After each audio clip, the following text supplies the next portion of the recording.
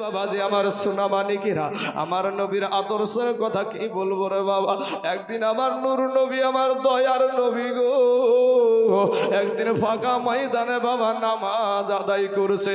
এমন সময়তে ওই কাফের বেদিন আবু জাহিল, ওই আবু জেহেল বাবা নবীকে দেখার পর একটা গাছের আড়াল থেকে, ভাই আপনার নবী, ভাই গো আপনার নবী, আমার নবী, দো জাহানের বাদশাহ নবী, ওই নবী যখন সেজদায় যাবে বাবা, এমন সময়তে ওই কাফের বেদিন আবু জাহিল একটা গাছের আড়াল থেকে বাবা একটা পাথর নিয়ে আমার নবীর দিকে ছুঁড়ে মেরেছে। নবীর দিকে যখন ছুঁড়ে মেরে দিয়েছে রে বাবা, ওই পাথর কারা সেজদা থেকে কেবা মাথা যেমন উঠাতে যাবে কি, ওই পাথর কারা এসে আমার নূর নবী, আমার মায়ার নবীর কপাল মুবারকে লেগে গেছে গো। আমার নবীজির কপালে লেগে গেছে। আমার দয়ার নবীজির মা ছিল না, বাবা ছিল না বাবা। মায়ের গর্ভে থাকতে বাবাজি আমার নবীজির বাবা হারায়া গিয়েছে। তার 6 বছর বয়সে তার আমা জননী দুনিয়া থেকে বিদায় নিয়ে চলে গেছে। কবি বলছেন বাল্যকালে এ মা বাবা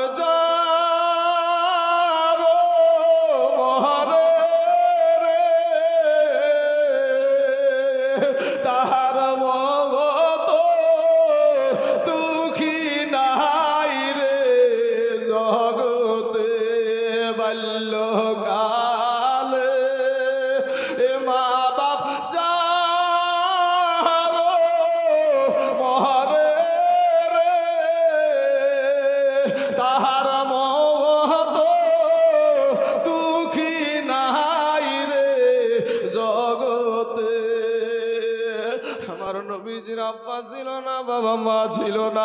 আমার নবী যেমন সেজদা থেকে মাথা উঠাতে যাবে ভাইজান, ওই কাফের বেদিন আবু জাহিল বাবা গো আমার নবীকে গাছের ডাল থেকে পাথরটা মেরে দিয়েছে। আমার দয়ার নবী, আমার মায়ার নবীর কপাল মুবারকটা ফেটে গেছে। নবীজির রক্ত বাবা বেয়ে বেয়ে দাড়ি ভিজে যায়। ও মুসলমান যুবক রে, আমার দয়ার নবীর হাত দিয়েই বাবু চেপে ধরে ডানে তাকায় বামে তাকায়, কেউ নাই। একটা চিৎকার দিল, তোমরা কারা গো? আমি মুহাম্মদ সাল্লাল্লাহু আলাইহি ওয়াসাল্লাম তো কারো অন্যায় করিনি, কারো তো আমি আমানতের খিয়ানত করিনি, কেন তোমরা এই বাবু আমাকে মারো? একটা সময় বাবা আমার নবী নজর করে দেখে গো, ওই কাফের বেদিন আবু জাহেল ও বাবাজি যে খিলখিল খিলখিল করে হাসতাছে। আমার নবীজির বাবা গো কতই না দুঃখ জীবনে, আমার নবীজির কতই না কষ্ট রে বাবা জীবনে। আমার নবীজি কপাল খাড়া ধরে বলে, চাচা গো আপনি আমাকে কেন মারলেন? আমি তো কোনো অন্যায় করিনি, কোনো অপরাধ করিনি। আমার নবীকে ওখানে ফেলে রেখে, আমার নবীকে রেখে কাফের বেদিন আবু জাহিল চলে গেল। আমার নবী কোথায় যাবে গো? আমার নবীজির আব্বা ছিল না, মা ছিল না। এরা যুবক যেই নবীর কথা শুনতো রে ভাই, মা কুনতা তাকুলু ফি হাযার হাকের রাজুল, আপনার সশরীরে আপনার কবরে আপনার নবী হাজির হবে। জোরে বলেন সুবহানাল্লাহ। কিয়ামতের দিন শাফায়াত করে জান্নাতে নিবে রে বাবা। ও ভাইজান, আমার দয়া সমস্ত নবীরা নাফসি নাফসি করবে, আর আমার নবী উম্মতি উম্মতি করবে। জোরে বলেন সুবহানাল্লাহ। ওই নবীকে ভালোবাসার দরকার আছে না নাই ভাই?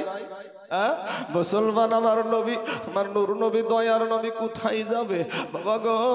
হাতখানা দিয়েছে ভেতরে ধরে। আমার নবী জঙ্গলার ভিতরে চলে গেল। জঙ্গলার ভিতরে যাওয়ার পরে একটা গাছে হিলান দিয়ে আমার নবী বসে গেছে। আকাশের পাখিরা আমার নবীকে ঘেরাও করে বাবা চোখের পানি ছেড়ে দিয়া কান্দে। বনের হরিণ গুলা বাবা নবীকে ঘেরাও করে নিয়েছে, বাঘগুলা ঘেরাও করে নিয়েছে। আসমানের ফারিস্তারা ছুটে এসে জিজ্ঞাসা করে, ইয়া রাসূলুল্লাহ, ইয়া হাবিবাল্লাহ, নবী গো আপনি একটা বার অর্ডার দেন গো নবী, ও নবীজি আপনি একটা বার অর্ডার দেন এই কাফেরদের গোষ্ঠীকে শেষ করে দেব। আমার নবীর কত সুন্দর আদর্শ দেখেন। আমার নবী বলে ওরে জিবরাইল আমি মুহাম্মদ সাল্লাল্লাহু আলাইহি ওয়াসাল্লাম আমি প্রতিশোধ নিতে আসি নাই, আমি প্রতিশোধ নিতে আসি নাই। এদেরকে যদি তুমি মেরে দাও আমি কাকে কালেমার দাওয়াত দিব? জোরে বলেন সুবহানাল্লাহ।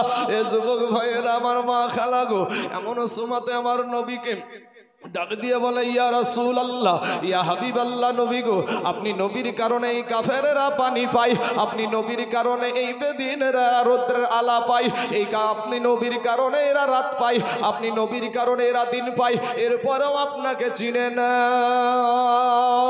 আমার নবী বলে জিবরাইল আমার প্রতি তোমাদের মায়া লেগেছে গো জিবরাইল, যাও যাও আমার আল্লাহকে বলো আমার আল্লাহর মায়া লাগছে নি,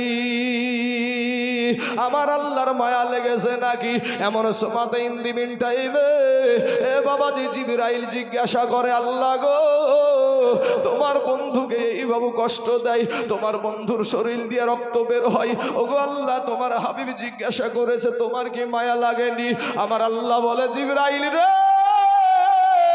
আমি যাকে না বানালে আমি কিছু সৃষ্টি করতাম না, আমার ওই বন্ধুর শরীর দিয়ে রক্ত বের হয় রে জিবরাইল। জিবরাইল যা আমার নবী যদি চাই আমি এখন কিয়ামত আরম্ভ করে দিব। জোরে বলেন সুবহানাল্লাহ। বাবাজি আমার সোনামানিকেরা জিবরাইল এসে বলে জিবরাইল এসে বলে ইয়া রাসূলুল্লাহ ইয়া হাবিবাল্লাহ নবী গো আপনি যদি যাহা চাইবেন তাহাই পাইবেন গো নবী। আমার নবী বলছে জিবরাইল আমার আল্লাহকে বলো রে জিবরাইল আমার আল্লাহকে বলো আমি এই রক্তের বিনিময়ে আমি কোনো প্রতিশোধ চাই না, আমার গুনাহগার উম্মতের নাজাত দিবেনি। জোরে বলেন সুবহানাল্লাহ।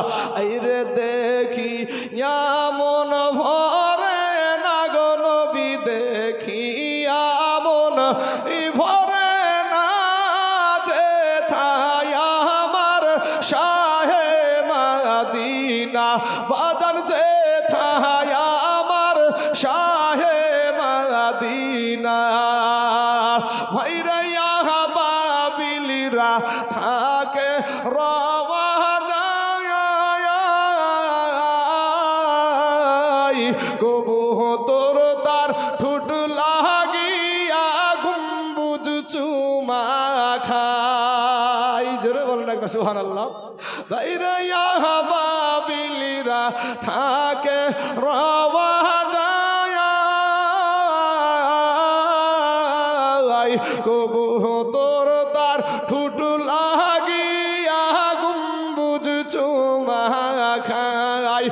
আয় আমরা মানুষ কপাল পোড়া, আমরা মানুষ কপাল পোড়া ওই নবীরে দেখিলাম না যে থায় আমার শাহে মদিনা বাজান যে থায় আমার শাহে মদিনা। ভাইরে হিজরতের পাহাড়ে মাকড় সাহায় কবুতর তার ডিম পাহাড়িয়া বসিল সে থায় নাবির দুয়াই কবুতর রে হাজিরা খাওয়াই খানা। জোরে বলে সুবহানাল্লাহ। এই যে থায় আমার শাহে মদিনা ভাইরে এই তাই জুলের মনের বেদনা ভাইরে এই তাই জুলের মনের বাসনা মরণ কালে নবী দেখব এই তো কামনা। মরণ আমার আসান হবে, মরণ আমার আসান হবে, হবে না গো যন্ত্রণা। জোরে বলে সুবহানাল্লাহ। যেথায় আমার শাহে মদিনা, বাজান যেথায় আমার শাহে মদিনা। আল্লাহুম্মা সাল্লি সাল্লাল্লাহু আলাইহি ওয়াসাল্লাম। বাবাজি, আমার যুবক ভাইয়েরা, দেখুন আমার নবীর আদর্শ কত সুন্দর। এ যুবকেরা, আজ সেই নবীর আদর্শ মানতে তুমি রাজি না, তোমার নবীর আদর্শ মানতে তুমি রাজি না। বলছো আমরা নবীকে ভালোবাসি, আল্লাহকে ভালোবাসি, কিন্তু আল্লাহর যেটা বিধান, নবীর যেটা আদর্শ, এই আদর্শ তুমি আজ পোশাক পরেছো। কোন নায়ক কেমনি ভাবে পোশাক পরে, কেমন ভাবে চুল কাটে, সেইটার দিকে তুমি নজর দাও। কিন্তু তোমার যে ইসলামিক পোশাক, তুমি সেটাকে আজ বৃদ্ধা আঙ্গুলি দেখায় আছো। যুবক ভাইয়েরা, কোন নায়ক কিভাবে চুল কাটছে, এটার দিকে তোমার নজর। এমনও কিছু পুরুষ আছে ভাই, এমনও কিছু পুরুষ আছে যে এমন প্যান্ট পরে যে বসে পেশাব ফিরবে এর কোনো রাস্তা নাই। এরকম আছে না নাই ভাই? হ্যাঁ, ও যে বসে সুন্নাতি ভাবে বসে পেশাব করবে, এরকম কোনো রাস্তা ওই যুবকের নাই। কিন্তু ভাই গো, কি হবে, কয়েকদিন পরই তো মরবা তুমিও, তোমাকেও তো একদিন রেখে আসবে কবরে। মাত্র 3 খানা কাফন তোমাকে দিবে, আর আমার মা খালাদেরকে দিবে 5 খানা, এর বেশি না ভাই। যুবকেরা, আজ আলেম ওলামাদের ডাক পড়লে তোমরা আসতে চাও না, মসজিদে আসতে চাও না, আজ মাদ্রাসায় তোমার সন্তানকে শিক্ষা দিতে চাও না। আজ সন্তানের হাতে তুলে দিয়েছো ভাইরে মোবাইল। তোমার সন্তান ফেসবুক চালায়, তোমার ছোট্ট বাচ্চা ফেসবুক চালায়, কিন্তু যত যুবক ভাইয়েরা এখানে মোবাইল চালান, ইন্টারনেটে যে সমস্ত মোবাইলগুলো আছে, এই সমস্ত মোবাইলগুলো বলেন তো ভাই, ফেসবুকে কি শুধু ভালো ছবি আসে, খারাপ ছবিও আসে? ছোট অবস্থা থেকে তোমার সন্তানকে তুমি খারাপ উলুঙ্গা ছবি দেখাচ্ছ, মা তুমি সেই সন্তানের কাছ থেকে কিভাবে খাবার চাও? কিভাবে তুমি বৃদ্ধ হয়ে গিয়ে সেই সন্তান তোমাকে খাবার দিবে? ও মা খালারা, আমি তাইজুল ইসলামকে আমার মা জন্ম দিয়েছে, এমন একটা জায়গায় আমাকে শিক্ষা করেছে, সারা দুনিয়ায় একদিকে তো আমার মাকে নিয়ে, আমার বাবাকে নিয়ে আমি তাইজুল ইসলাম একদিকে। মুসলমান যুবক ভাইয়েরা, ওগো আমার পর্দার আড়ালের মা খালারা, আপনাদেরকে বলবো, মা আপনার সন্তানটা কাল কিয়ামতের দিন আপনাকে বলবে যে আমার বাবা, আমার মা জীবনে কোনোদিন একটা থাপ্পড় দিয়ে আমাকে মসজিদে পাঠায়নি, মাদ্রাসায় পাঠায়নি, অর্থাৎ আমাকে যদি জাহান্নামে দিতে হয় তাহলে আমার মা বাপকেও আগে দেন। সেদিন বাবা দৌড়াবে বেটার পিছনে, বেটা দৌড়াবে বাবার পিছনে, কেউ কারো হবে না ভাই। যাদের জন্য তুমি মেহনত করছো, কষ্ট করছো, আজ নামাজ পড়তে বললে বলছো তুমি কাজ নিয়ে সময় পায় না, যাদের জন্য কাজ করছো, এখনই তুমি মইরা দেখো, এক্ষুনি মইরা দেখো, তোমার জন্য আর কেউ নাই। এত কাঁদবে, আমি এক্ষুনি এখানে মারা যাবো, তো এক্ষুনি এখানে মারা যাব। আমার বাপজান মৌলানা আব্দুল কুদ্দুস রেজভী সাহেব আমার বাবাকে, আমার বাবার একজন বন্ধু মানুষ, এবং যথেষ্ট দুজনের ভিতরে সম্মান দেয়া, লেনা দেনা, উঠা বসা আছে।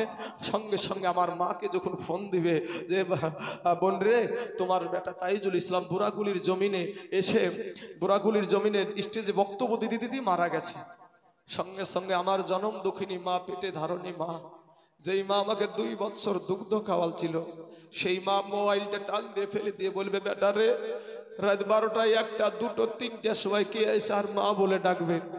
আপনারা যখন আমার লাশখানা নিয়ে আমার গ্রামে প্রবেশ করবেন, রাস্তার 2 পাশ দিয়ে আমার চেহারাখানা দেখার জন্য সবাই অপেক্ষা করবে, কিন্তু ভাই যখন আমাকে গোসল দিবে তখন দুনিয়ার কেউ ওই পর্দার ভিতরে গোসল সেই সময়টাই করবে না, ওই পর্দার ভিতরে আমাকেই গোসল দিবে। আমার ছোট্ট বেটাটাকে, আমার ছোট্ট বেটাটা আমার বিবিকে বলবে, মা গো, আমার আব্বু ওই পর্দার ভিতরে গোসল কেন করো গো মা? আমার মা, আমার বিবি তখন বাবাজি আমার সন্তানটাকে বুকে টেনে টেনে বলবে, বাপরে বেটা রে, তোর আব্বা আর জীবনে কোনোদিন বাইরে গোসল করবে না। বাবাজি আমার মা গলা কানতে কানতে গলার স্বরটা ভেঙে ফেলবে।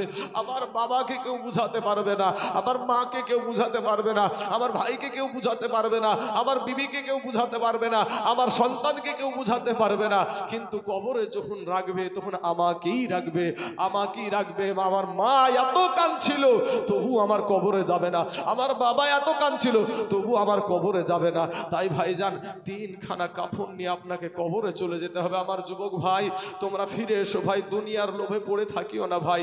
আজকে দেখো তোমাদের মতো যুবকেরা, তোমাদের মতন নওজোয়ানেরা আজকে তোমরা আজকে ভাই এই জায়গাতে আসতে চাই না। যারা উঠা উঠি চুলকানি চলছে বাবাজি, এই বেটাকে যদি এখন ডেকে বলি এই তুই 5টা কালেমা বলতো, বেরাবে মুখ দিয়ে? মুখ দিয়ে দেখবেন একেবারে সেই হাইব্রিড একেবারে টুপি পাওয়া যায়, এক রকমের হাইব্রিড টুপি, বুঝেন?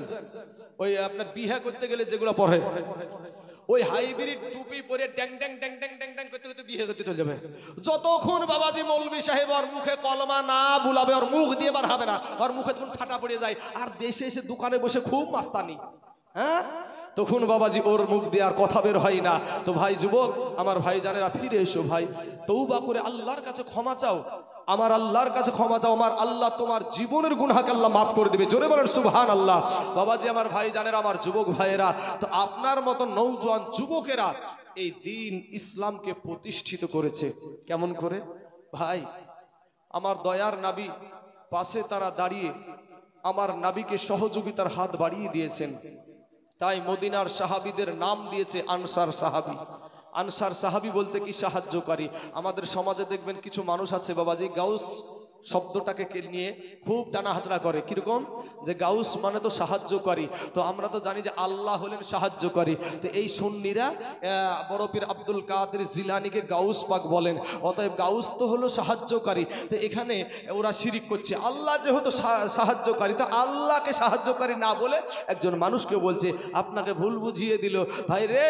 আমরা বড় পীর আব্দুল কাদের জিলানী গিলানী রহমতুল্লাহ আলাইকে আমরা বাবাজি আল্লাহর মতো সাহায্যকারী এটা মনে করি না, আমরা মনে করি আল্লাহর দেওয়া শক্তিতে সাহায্যকারী। জোরে বলে সুবহানাল্লাহ।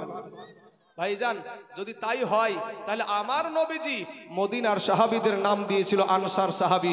আনসার শব্দের অর্থও হলো সাহায্যকারী। তাহলে আমার নবী কি ভাই শিরিক করেছে? নাউজুবিল্লাহি মিন যালিক।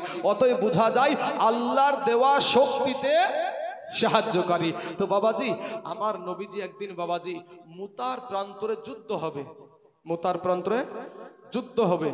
এমন সময়তে ভাই যুবক ও নওজোয়ান দিলখানা একটু নরম করে দাও ভাই। ভাইরে আমাদের ভিতরটা নরম হয় না, আমাদের ভিতরটা নরম হয় না, কারণ গুনহাই গুনহাই গুনহাই আমাদের কাল্পটা একেবারে পাথর হয়ে গেছে। ভাই শোনা আমি তোমাদেরকে বলছি ভাই একটু দিলখানা নরম করে আজকে তওবার নিয়াতে এখানে বসে থাকো ভাই। জীবনে যা করেছো তওবা করো ভাই। আল্লাহকে বলো আল্লাহ আমার দয়ার এ মাওলা রে,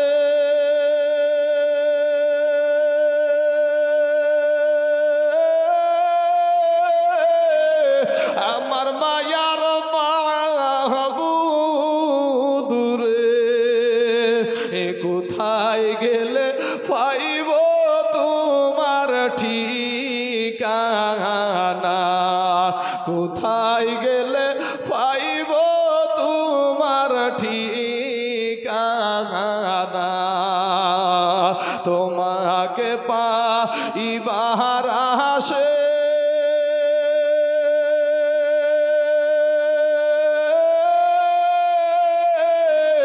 ঘুরি আমি দেশ বিদেশে। আজ কোরআনের বাগানে করলাম বিছানা, আজ কোরআনের বাগানে করলাম বিছানা। যুবক রে যারা আল্লাহকে ভয় করে তাকওয়া তাকওয়াওয়ালা মানুষ যারা বাবা তাকওয়া মানি আল্লাহর ভয় রে বাবা, ডানে তাকাই তবুও আল্লাহর তালাশ করে, বামে তাকাই তবুও আল্লাহর তালাশ করে, সামনে তাকাই তবুও আল্লাহর তালাশ করে, পিছনে তাকাই তবুও আল্লাহর তালাশ করে রে যুবক। আজ আল্লাহর ডাকে কারা সাড়া দিয়েছে দেখো বাবা। আমার নবী যখন বললেন মুতার প্রান্তরে যুদ্ধ হবে, এমন সময়তে বাবাজি ওই মুতার প্রান্তরে সৈন্য ছিল 1 লক্ষ। কাদের? কাফেরদের সৈন্য ছিল 1 লক্ষ। আর আমার নবী বানালেন মাত্র 3000, মাত্র 3000। এই 3000-এর ভিতরে আবার 3 জনকে বাবাজি সেনাপতি বানালেন। তারপরে বলেন কোথায় আমার পালক পুত্র যায়েদ, দাঁড়িয়ে যাও। নবীজির পালিত পুত্র, কোথায় আমার পালক পুত্র যায়েদ, দাঁড়িয়ে যাও। সঙ্গে সঙ্গে বাবাজি লব্বাইক ইয়া রাসূলুল্লাহ বলে দাঁড়িয়ে গেলেন। তারপরে বলছেন কোথায় আমার চাচাতো ভাই জাফর বিন আবু তালিব, দাঁড়িয়ে যাও। সঙ্গে সঙ্গে বাবা দাঁড়িয়ে গেলেন। তারপরে বলছেন কোথায় আমার সাহাবী আব্দুল্লাহ ইবনে রাওহা, দাঁড়িয়ে যাও। সঙ্গে সঙ্গে বাবা দাঁড়িয়ে গেলেন। বলে তোমরা 3 জনে বাড়িতে চলে যাও, বাড়িতে সালাম করে এসো। বাবাজি এই যুবকেরা ভাই, যুদ্ধের ময়দানে সেনাপতি লাগে 1 জন, আমার নবী বানায় আছেন 3 জন। এখান থেকে বোঝা যায় যে এদের 3 জনের ভিতরে 1 জনও বাড়ি ফিরবে না। কারণ তাহলে তো 1 জনই বানাতেন নবী, 3 জন কেন বানালেন? তো নবীজি জানেন যে এরা কেউ বাড়ি ফিরবে না। যে বিষয়টা গাইবের বিষয়টা আমার হুজুর বলছিলেন, কি এটাই বলছিলেন যে নবীজি গাইব জানেন কিনা। বাবা গাইব হলো 2 প্রকার, একটা হলো গাইবে জাতি, একটা হলো গাইবে আতাই। গাইবে জাতি যেটা, ওটা আল্লাহ ছাড়া কেউ জানে না। আর গাইবে আতাই যেটা, সেটা আল্লাহর দানকৃত গাইব। আল্লাহ যাকে জানালছেন সেই গাইব জানেন। আমার বাপ আমাকে জমি দিয়েছে, সেই জমির মালিক আমি না অন্য কেউ রে ভাই? কথা বলেন না কেন? আমার জমি, আমার বাপ আমাকে জমি দান করে দিয়েছে, তো বলেন সেই জমির মালিক আপনি না আমি? নিশ্চয় আমি, নাকি? হ্যাঁ, সূরা জিন সূরার 26 এবং 27 নম্বর আয়াত, আলিমিল গায়বি ফালা ইউযহিরু আলা গায়বিহি আহাদান ইল্লা মান ইরতাদা মির রাসূল। আল্লাহ গায়ব কাউকে জানেন না, ইল্লা তবে মান ইরতাদা মির রাসূল, তার মনোনীত রাসূলদেরকে জানায়। জোরে বলেন সুবহানাল্লাহ। ভাই শোনা, আমার আল্লাহ জানিয়েছেন। গায়ব কাকে বলে? গায়ব তাকেই বলা হয় পঞ্চ ইন্দ্রিয় দ্বারা যেটা অনুধাবন করা যায় না, সেটাকে বলা হয় গায়ব। পঞ্চ ইন্দ্রিয় বলতে কি বোঝায় ভাই? চোখ দিয়ে যেটা দেখা যায় না, নাক দিয়ে যেটা সেন্ট পাওয়া যায় না, জিহ্বা দিয়ে যেটা স্বাদ পাওয়া যায় না, ত্বক দিয়ে যেটা আপনার ত্বক দিয়ে যেটা কোনো রকমের আপনার অনুধাবন করা যায় না, এরকম 5টা জিনিস থেকে অদৃশ্য থাকার নামই হলো গায়ব। অদৃশ্য থাকার নামই হলো গায়ব। আপনারা আমরা জানি, সবাই বলি নবী নবী। নবী শব্দের আবিধানিক অর্থই হলো গায়বের সংবাদদাতা। জোরে বলেন সুবহানাল্লাহ। ভাই আপনারা বলবেন কি করে? নবী শব্দের আপনি যদি ডিকশনারি দেখতে যান, তাহলে আপনি দেখবেন যে ওখানে লেখা আছে সংবাদদাতা। সংবাদদাতা। এখন আপনি ভাই বিবেক দিয়ে একটু চিন্তা করেন তো, সংবাদদাতা যদি নবী হয়, তাহলে টেলিভিশন ওয়ালারাও সংবাদদাতা। আচ্ছা, টেলিভিশন দাদারাও সংবাদদাতা, তারপরে আপনার রেডিও পত্রিকা এরাও কিন্তু সংবাদদাতা। তাহলে কি এরা নবী? না, এরা নবী না বাবাজি। তাহলে বলবে যে ইসলাম ধর্মের আলোচক যারা, অর্থাৎ বক্তা আলেম উলামা যারা, তারা নবী। তাহলে আমরা নবী হয়ে যাব, নাউজুবিল্লাহি মিন যালিক। বাবাজি তাহলে বোঝা যায় গায়বের সংবাদদাতার নামই হলো নবী। জোরে বলেন সুবহানাল্লাহ। ভাই যুবক, আমি আর কোনো দিকে যাব না ভাই, আপনাদেরকে একটা আপনাদের বুক ফাটা একটা কান্নার ওয়াজ আপনাদের সম্মুখে আমি নিয়ে এসেছি ভাই। শোনা, এই যায়েদ সঙ্গে সঙ্গে দাঁড়িয়ে বলছেন, ইয়া রাসূলুল্লাহ, ইয়া হাবিবাল্লাহ, নবী গো, আমার দয়ার নবী আমাকে যুদ্ধের ময়দানের সেনাপতি বানায়া দিয়েছে গো নবী। আমার তো বাড়িতে যাওয়ার কোনো প্রয়োজন হবে না। আমার মা আয়েশা সিদ্দিকা রাদিয়াল্লাহু তাআলা আনহা বাড়িতে বসেই শুনতে পেয়ে যাবে। এবার বাবা জাফর বিন আবু তালিব চলে গেলেন বাড়িতে। বাড়িতে যাওয়ার পরে বিবিকে সালাম দিয়া বলে, বিবি রে, ওরে আমার বিবি, আমি তোমার সঙ্গে এতদিন ঘর সংসার করছি গো বিবি, হয়তো আমি তোমার কোনো হক আমি আদায় করতে পারি নাই গো বিবি। বিবি গো, তুমি আমাকে মাফ করে দিও। আমার দয়ার নবী আমাকে যুদ্ধের ময়দানের সেনাপতি বানায়া দিয়েছে। আমার ওই জাফর বিন আবু তালিবের বিবি বাবা আল্লাহর দরবারে 2খানা হাত উঠায়া বলে, আল্লাহ মাবুদ, আমার স্বামীকে নবীজি যুদ্ধের ময়দানের সেনাপতি বানায়া দিয়েছে, তাতে থেকে আমি বিরত থাকতে বলবো না, তাতে থেকে আমি বাধাও দেব না। তবে আল্লাহ গো, আমার স্বামীকে যুদ্ধে জয়ী করে গাজী হিসাবে আমার কাছে পৌঁছায়া দিও। ওই জাফর বিন আবু তালিবের হাতে ছিল বাবা তরবারি, ওই তরবারির উল্টা পিঠ দিয়ে বৃদ্ধ আস্তে করে আঘাত করে বলে, বিবি রে, ওরা বিবি উল্টা দোয়া করিও না, তোমার উল্টা দোয়া আমার আল্লাহর দরবারে কবুল হবে না।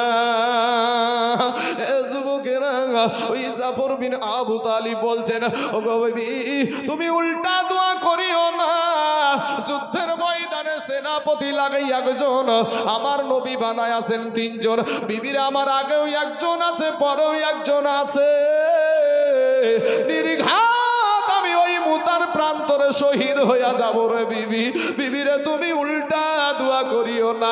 বাড়ি থেকে বেরিয়ে চলে আসছে বাবা, এমন সময়তে বিবি কাটা কবুতরের মতন উঠানে পড়ে গড়াগড়ি শুরু করে দিল। ছোট্ট ছোট্ট বাচ্চাগুলা পিছনে পিছনে আপ্পু আপ্পু গো বলে দৌড়াই, একবারও পিছন ফিরে তাকালেন না, কারা কান্দে? জোরে বলেন সুবহানাল্লাহ। এ যুবক ভাইয়েরা, আব্দুল্লাহ ইবনে রাওহা চলে গেলেন বাড়িতে। বাড়িতে যাওয়ার পরে নতুন বিবাহ করেছে বাবা, ফুল সজ্জার রাত্রি, বাসর সজ্জার রাত্রি। এবার বাড়ির বাইরে থেকে সালাম দিয়ে বলে, বিবি গো, আমাকে দয়ার নবী যুদ্ধের ময়দানের সেনাপতি বানায়া দিয়েছে গো বিবি, বিবি গো, তোমাকে আমি নতুন বিবাহ করেছি, কোনো হক আমি তোমার আদায় করতে পারি নাই গো বিবি, বিবি গো, তুমি আমাকে মাফ করে দিও।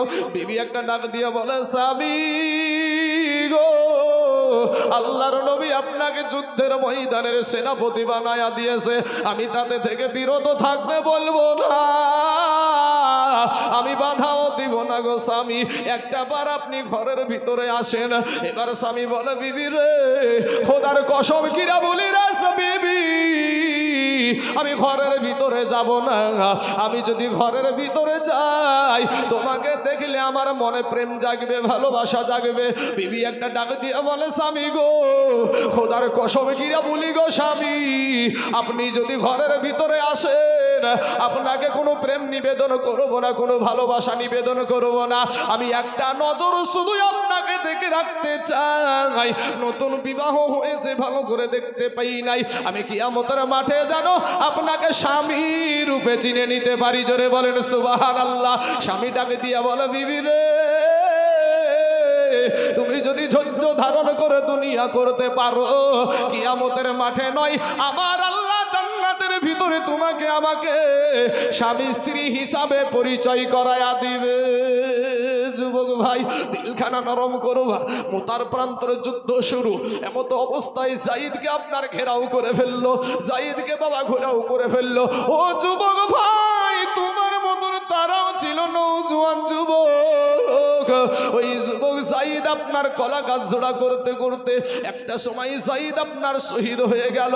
এমন সময়তে দ্বিতীয় সেনাপতি, যার নাম হলো জাফর বিন আবু তালিব বাবা, ওনার হাতে আপনার তরবারি, ওই তরবারি দিয়ে একেবারে কলা গাছ ঝুড়া করে ঝুড়তে ঝুড়তে রে যুবক, একটা সময় জাফর বিন আবু তালিবের হাতে বাবা আঘাত করে দিল, হাতখানা কেটে পড়ে গেল। দ্বিতীয় হাতে যখন আঘাত করলো রে বাবা, দ্বিতীয় হাতখানাও বাবাজি আঘাত কেটে পড়ে গেল। পাশের একজন সাহাবীকে, 2 জন সাহাবীকে ডাক দিয়ে বলে, ওগো আল্লাহর নবীর সাহাবী,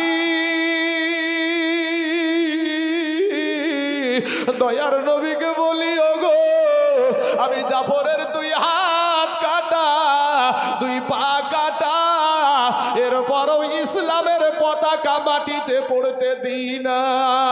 2 জন সাহাবী দৌড়ে গিয়ে দেখছে, বাপ, জাফরের 2 হাত কাটা, 2 পা কাটা, ইসলামের পতাকানা আপনার মুখে কাপড় দিয়া উঁচা করে রেখে দিয়েছে। জোরে বলেন সুবহানাল্লাহ। যুবক ভাইয়েরা রে আমার, আজকে আপনাদেরকে আমি হাত কাটতে বলবো না, আপনাদেরকে আজকে আমি বাবাজি পা কাটতে বলবো না, আজকে যুদ্ধ করতেও বলবো না।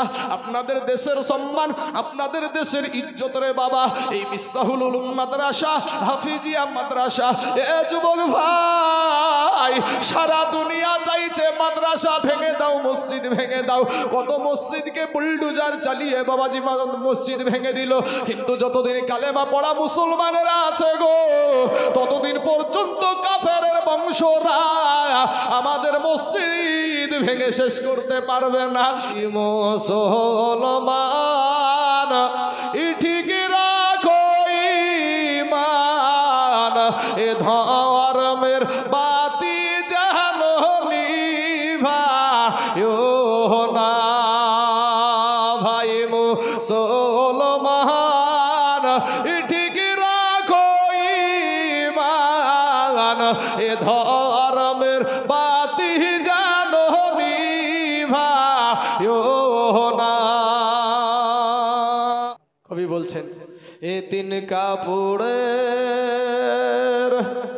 এ প্যাকেট তো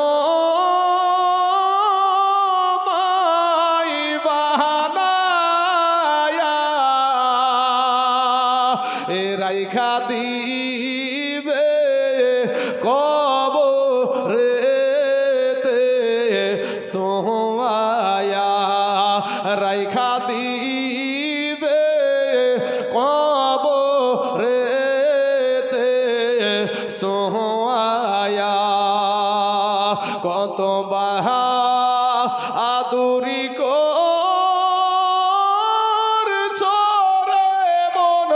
এই দুনিয়ায়, এ মরার পরে কবরেতে কি হবে উপায়, মরার পরে কবরেতে কি হবে উপায়। আজরাইল এসে সামনে